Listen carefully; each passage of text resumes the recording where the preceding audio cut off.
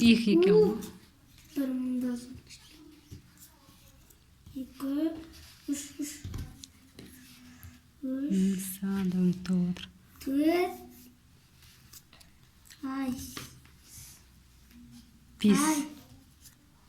Ай. Төрт. Бес. Алты ма? Иә. Алты. Жеті керек пе енді? Сегіз. Жеті осы екеуінде. Екеуінің біреуінде, иә? Мен білем. Қатты ол екі тұру керек.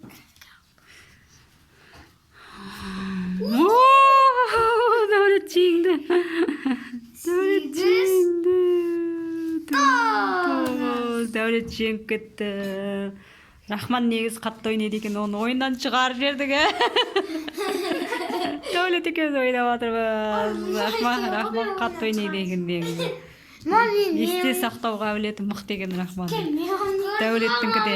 Осы екеуінің бірінші станция. Дәулет негізі жартысына дейін ашып береді.